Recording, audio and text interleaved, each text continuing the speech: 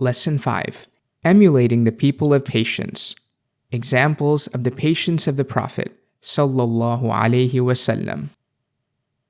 Patience has been mentioned in the previous chapters. It is one of the foundations of noble character, since any person who wishes to attain any praiseworthy character trait, and then to make it firm and to continue to live by it, has need of it. It is, however, a very rare attribute. The Messenger of Allah sallallahu alaihi wasallam said, "Certainty and the resolve to remain patient are among the things which you have been given least of, and whoever has been given a portion of these two things need not worry about what he fails to perform of prayer in the night and fasting in the day." In other words, these two qualities make up for any shortcomings in recommended acts of worship and raise a person's station with Allah. They are only given to a small number of Allah's servants, those whom He has chosen, and those for whom He desires felicity and success. May He make us among them. An effective way of increasing one's patience, and any other noble quality, is to remember the reward that Allah has prepared for those who show patience, and likewise, to reflect in every situation in which patience is required, upon the end result if one shows patience and if one does not. A knower of Allah sent his condolences to a man whose relative had died, saying, "Know that if you have patience, Allah's decree has been implemented and you will be rewarded. Whereas, if you become agitated, Allah's decree has also been implemented and you will bear the burden of your agitation." The believer needs to remind himself of the merits of praiseworthy attributes and to remember the stories of those who have attained these attributes in the past. Upon hearing accounts of people's patience in the face of suffering and adversity, a believer's patience is strengthened and made firm, such that he follows their path.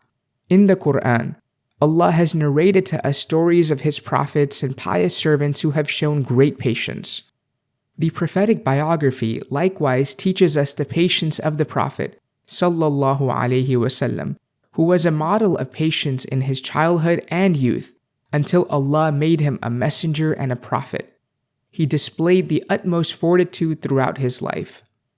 One example of his patience and humility is an occasion when people crowded around him to such an extent that he was pushed close to a tree. His cloak became caught in the thorns of the tree and it fell off. "Give me back my cloak," he said. "If I had as many camels as there are thorns in this tree, I would have divided them between you all. Then you would not have found me miserly, dishonest, or cowardly."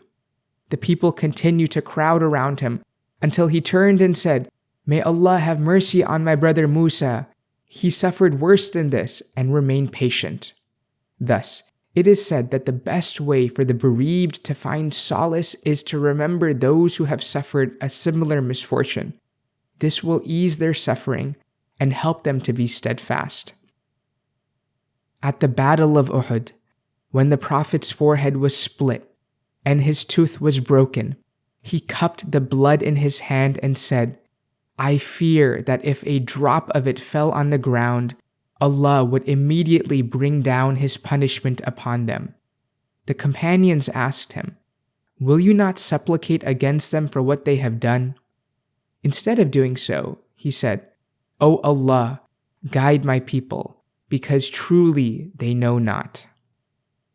Once a Jewish man, to whom the Prophet sallallahu alaihi wasallam was in debt, came to him. Even though the debt was not overdue, the man began to pull the Prophet sallallahu alaihi wasallam's cloak until his noble neck became red. "Give me what you owe me," he demanded. "Banu Hashim are known to be people who delay repaying their debts." Umar stood up and said, "Give me permission to kill him, O Messenger of Allah." "He and I are in need of other than this behavior from you," the Prophet sallallahu alaihi wasallam replied. "Instruct him to ask for what is his in a good way, and instruct me to give him his due in a good way. And know that the time for repayment has not yet come.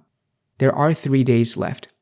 Go, Umar, and give him what he is owed, and give him an extra 20 measures for having frightened him." So Umar took him and gave him his due, along with an extra 20 measures. The man said to Umar, "I only acted as I did because I read the description of the Messenger of Allah in the Torah, and I found in him all the qualities mentioned except for two: forbearance, and that if he is treated with extreme rudeness, he only increases in forbearance. Today, I have seen these two qualities in him, and I will now become Muslim. Give this money in charity to the Muslims." Then he went to the Prophet sallallahu alaihi wasallam and said, "Let me take your hand and bear witness that there is nothing worthy of worship but Allah, and that you are the messenger of Allah. O Allah, make firm in us the attribute of perfect patience. Make us firm in following your magnificent Prophet, and make us amongst those that give you your due. O benevolent, O most compassionate. May Allah bestow His blessings upon our Master Muhammad sallallahu alaihi wasallam, and upon his family and companions. And all praise be to Allah, Lord of the worlds."